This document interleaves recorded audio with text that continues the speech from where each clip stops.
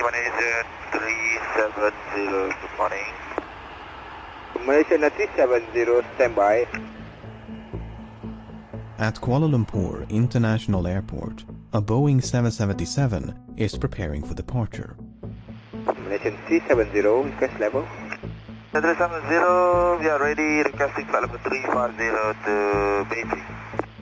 Malaysian Airlines Flight 370 is a daily passenger flight between Kuala Lumpur, Malaysia and Beijing, China.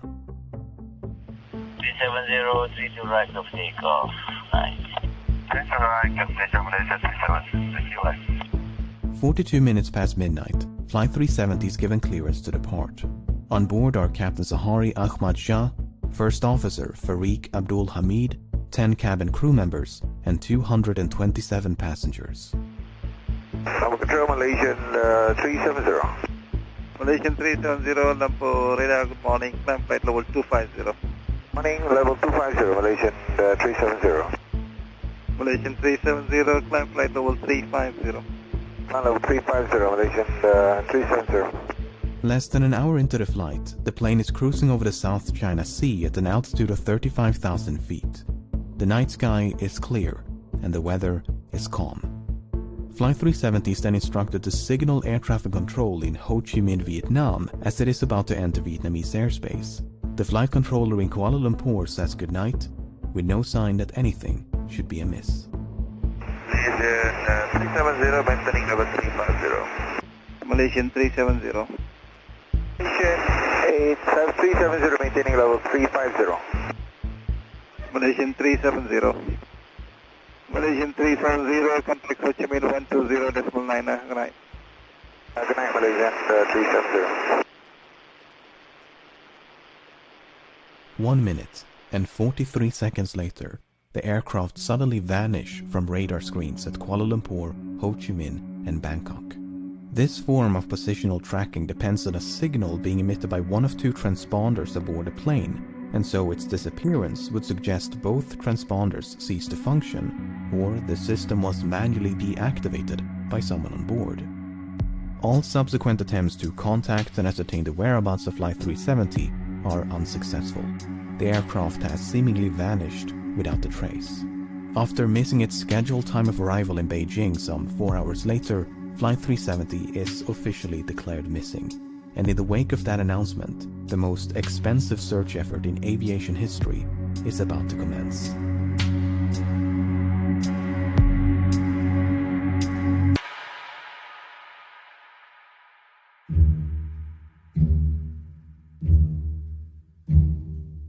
The search was initially concentrated around the location of the flight's disappearance between the South China Sea and the Gulf of Thailand. The search area was soon expanded, however, after the Malaysian military disclosed additional information. Unlike the radar system employed by air traffic control, long-range military radar does not rely on transponders but use reflectance to track the position of aerial targets. A review of the data collected by the Malaysian military revealed that moments after contact with Flight 370 was lost, the aircraft had deviated from its scheduled flight path with a subtle turn to the right, followed by a prolonged turn to the left. The aircraft had then flown back towards and across the Malaysian peninsula before turning right near the island of Penang. It maintained this northwesterly heading until it escaped the radar's coverage. Over the next few days, the Strait of Malacca, the Andaman Sea, and the Bay of Bengal was scoured by a multinational fleet of aircraft and vessels, but there was no trace of Flight 370. Meanwhile, investigators began to analyze the aircraft's satellite communication records. Like all modern airliners, Flight 370 was equipped with a satellite communications terminal, or SATCOM, to send and receive transmissions to and from the ground. Prior to departure, the SATCOM terminal had logged onto the satellite network and established a connection with a ground station in Perth, Australia. That station then maintained a detailed record of all the incoming and outgoing traffic between it and Flight 370. This is what it contained. Prior to the flight's disappearance over the South China Sea, everything appeared to be working as intended.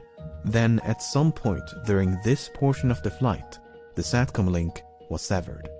For whatever reason, the terminal ceased to respond. But 3 minutes after the flight vanished over the Andaman Sea, the terminal requested to log back onto the network.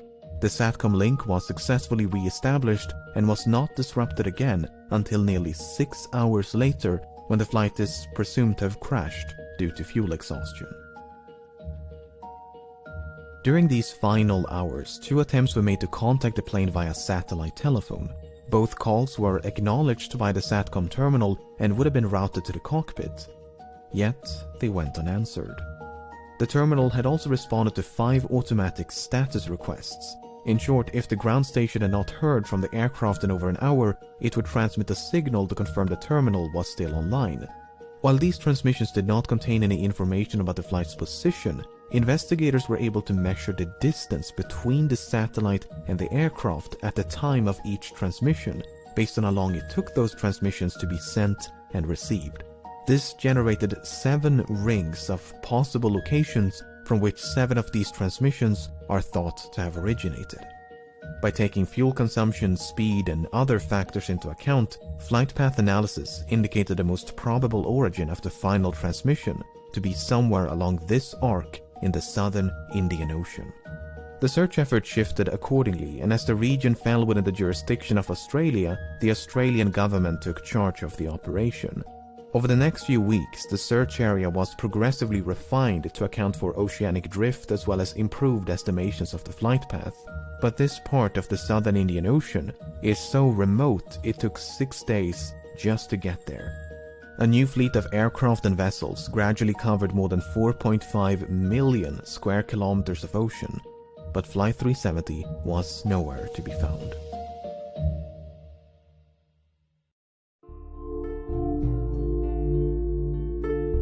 If the impact with the ocean had been sufficiently forceful, it was possible the resulting sound had been recorded by underwater listening devices known as hydrophones. This possibility was investigated, and 4 hydroacoustic monitoring stations had recorded something.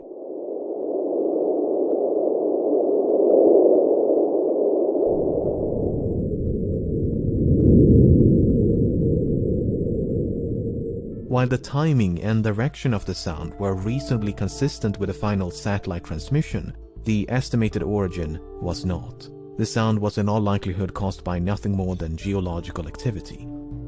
Flight 370 was also equipped with 2 underwater locator beacons which had a battery life of some 40 days, and as the deadline approached in early April, signals with a pulse and frequency somewhat similar to the signal emitted by the beacons were detected at depths of up to 3,000 meters. An autonomous submersible then spent weeks scanning the seafloor where the signals had been detected, but no wreckage was ever found. And nothing would be found until more than 16 months later, when a discovery was made on the opposite side of the Indian Ocean. On the 29th of July 2015, a group of people were cleaning up a beach in Reunion, a small island to the east of Madagascar, when they stumbled upon this 2-meter-long metallic object covered in barnacles. Aviation experts quickly identified the object as a section of an aircraft wing known as a flaperon. Upon closer inspection, internal markings including dates and serial numbers conclusively ascertained the flaperon belonged to Flight 370.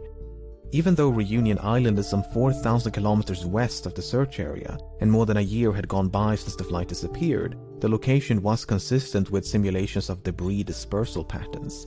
There was now tangible evidence that Flight 370 had crashed somewhere in the Indian Ocean. The discovery of the flaperon prompted numerous searches along beaches and shorelines of southeastern Africa, and at least 31 additional items of interest have since been recovered and examined. Some of these items include a section of the outboard flap from the right wing, a piece of cowling from one of the 2 engines, a partial door from the nose landing gear, a section of the vertical stabilizer, and a mangled casing from one of the embedded headrest monitors. 18 of these items were identified as either likely, highly likely, or almost certain to have originated from Flight 370, whereas only 3 could be confirmed. The remaining 11 could not be identified. There were no traces of an explosion found on any of the debris tested, nor was there any evidence of a fire except for 3 small burn marks on one of the unidentifiable items. The search for debris was further aided by Earth observation satellites. Analyses of satellite imagery from March of 2014 uncovered a number of images which appeared to feature man-made objects floating on or just below the surface in the southern Indian Ocean. However, the images were not nearly sharp enough to resolve any identifiable markings, and multiple searches notwithstanding, this debris was never recovered. A satellite image taken mere hours after the final transmission also captured what appeared to be a contrail some distance away from the search area. A later analysis, however, concluded it was most likely a shadow from a somewhat linear cloud formation.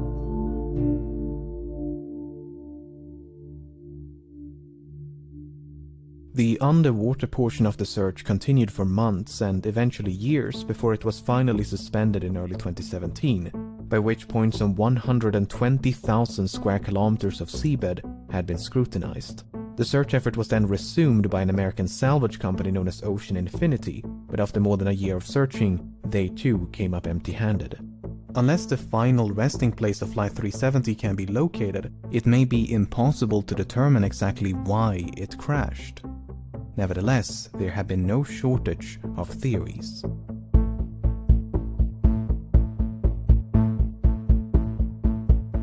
On the day of the disappearance, two of the passengers raised suspicion as they had boarded the flight with stolen passports, which immediately prompted concerns of a hijacking. But investigators were unable to link the two men to any terrorist organizations and soon determined they had traveled under false identities because they were seeking asylum, not due to any nefarious intent. Similar suspicions were raised on one of the passengers who were identified as a flight engineer, who might have possessed the necessary expertise to take control of a Boeing 777. Apart from the 239 persons on board, Flight 370 carried nearly 11 metric tons of cargo. Among the items listed on the flight manifest was a shipment of lithium-ion batteries, which led some to suspect a fire might have broken out mid-flight. For instance, the crash of UPS Airlines Flight 6 in September of 2010 was the result of a fire that was ignited by a pallet of lithium-ion batteries. Another potential source of ignition would be an electrical malfunction. The crash of Swiss Air Flight 111 in September of 1998 is thought to have been caused by a fire within the electrical wiring above the cockpit. The fire damaged and disabled multiple avionics systems, including the transponders and SATCOM. In the case of Flight 370, the sudden loss of communication and subsequent deviation from its scheduled flight path might have been a direct response to a fire.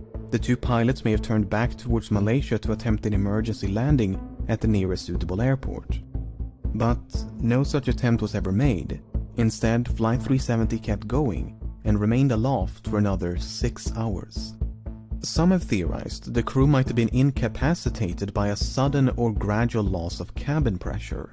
For instance, when Helios Airways Flight 522 failed to pressurize in August of 2005, the pilots quickly fell unconscious. Yet the aircraft continued to fly on autopilot for more than 2 hours until it ran out of fuel.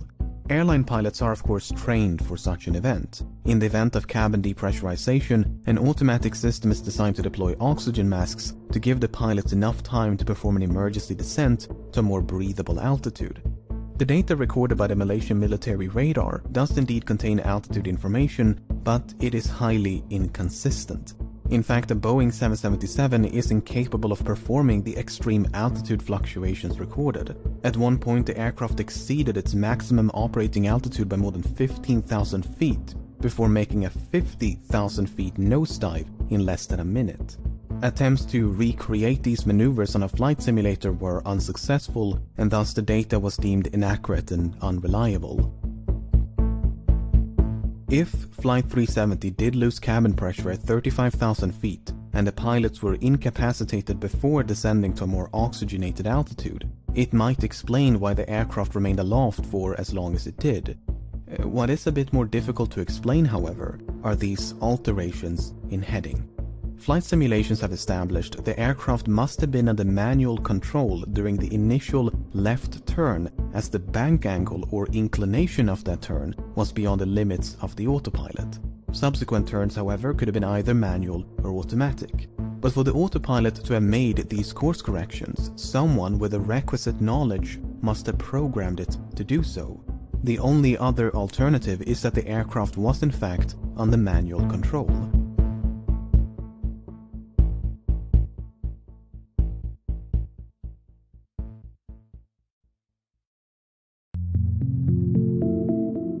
In late June of 2014, several news outlets reported that a special investigation had identified the captain of Flight 370 as a prime suspect. A search of the captain's home had uncovered a flight simulator which supposedly contained a suspicious route which ended in the southern Indian Ocean.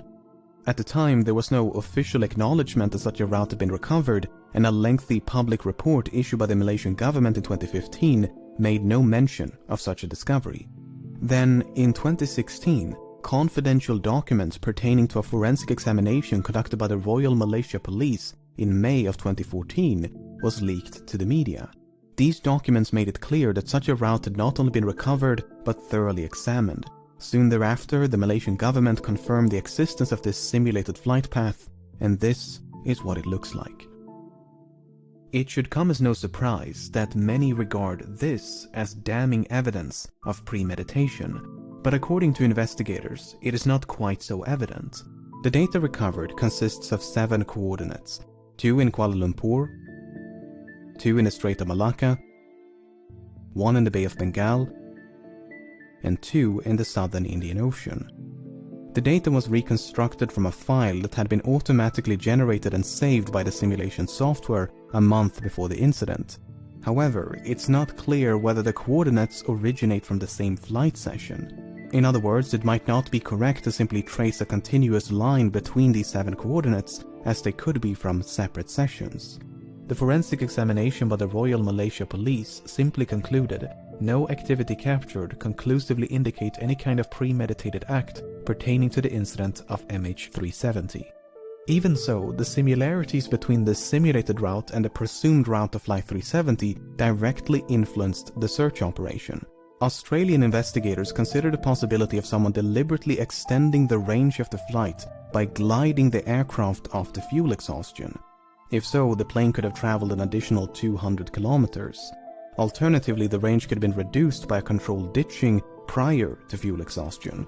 While ultimately deemed unlikely, these 2 scenarios did affect the search effort.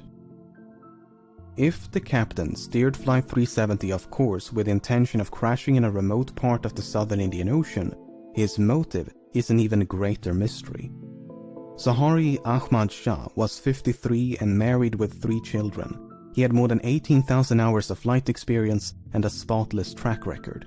Investigators found no evidence of financial issues, and his monthly expenses before the disappearance indicated nothing unusual. He had no history of mental illness, nor had he displayed any recent changes in lifestyle or behavior. He was raised on the island of Penang, which has led some to speculate the flight's second turn to the southwest of Penang was the captain getting a final view of his hometown. Some believe a hijacking could have been politically motivated, as Zahari was an avid supporter of a democratic opposition leader who was sentenced to 5 years in prison mere hours before Flight 370 took off. Others point to unconfirmed reports of marital issues, but this is contradicted by the official investigation and disputed by family members.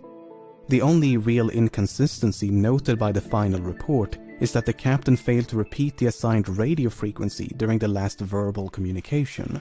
Malaysian 370, contact Ho Chi Minh 120.9. Good night. Good night, Malaysian 370. It would have been standard procedure to repeat the assigned frequency, as the captain had correctly done a few minutes prior. 370, contact Lampur radar 1326, good night. Alright, 1326 Malaysian 370. Whether this omission is indicative of anything but a mistake is anyone's best guess. By all accounts, Captain Zahari was an affable and well-respected pilot who was passionate about aviation, as evident by the photos and videos he shared on social media. Hi everyone, this is a YouTube video that I made as a community service after learning. The co-pilot was found to be even less conspicuous. Farik Abdul Hamid was only 27 and due to marry a fellow pilot. He had nearly 3,000 hours of flight experience, although only 39 hours in this type of aircraft. Much like Zahari, Farik had no financial, mental or interpersonal issues of note, nor was there any evidence of conflict between the two of them. Some questioned the plausibility of a pilot-instigated hijacking due to the apparent lack of interference by the other pilot. Well, when Ethiopian Airlines Flight 702 was hijacked by the co-pilot in February of 2014, He did so by merely waiting for the captain to take a bathroom break before locking the cockpit door behind him. The co-pilot was then free to divert the Italy-bound flight to Switzerland to seek asylum. The only noteworthy piece of evidence in regards to the co-pilot of Flight 370 is his phone. You see, when the confidential documents were leaked, they also confirmed another long-circulated rumor, namely that a cell phone tower had briefly established a connection with an iPhone 5S belonging to the co-pilot as Flight 370 approached the island of Penang. According to investigators, it was not a phone call as has been widely reported by the media, but merely an automatic location signal.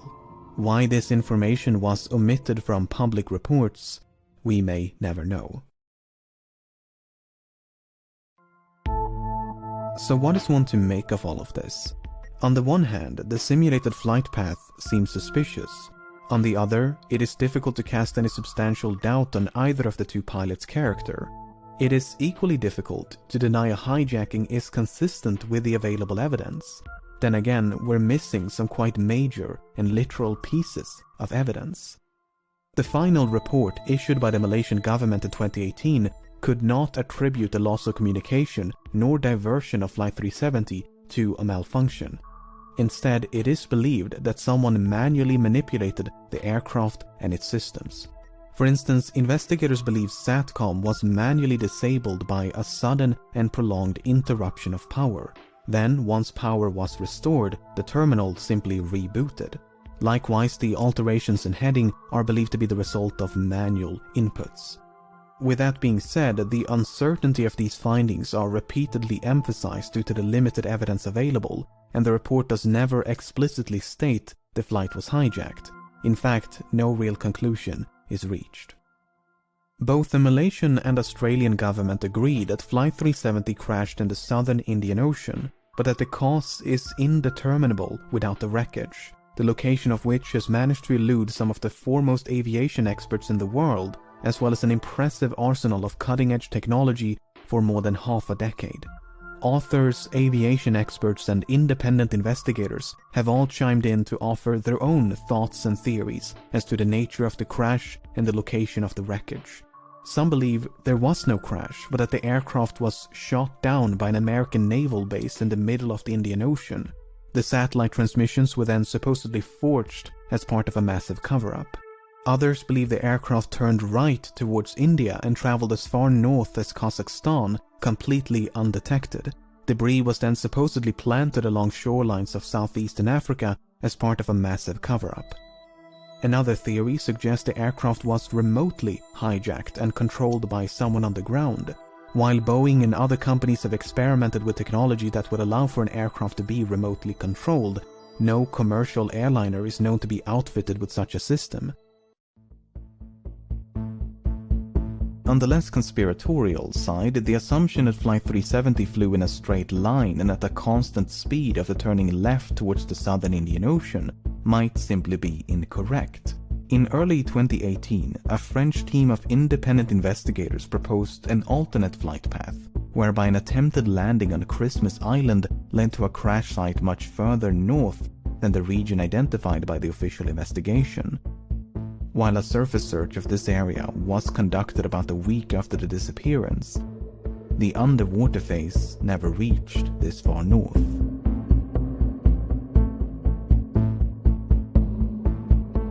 As of the making of this video, the search operation has been suspended, but there have been talks of potentially resuming the search. For now, it seems, the vanishing of Flight 370 will remain a mystery.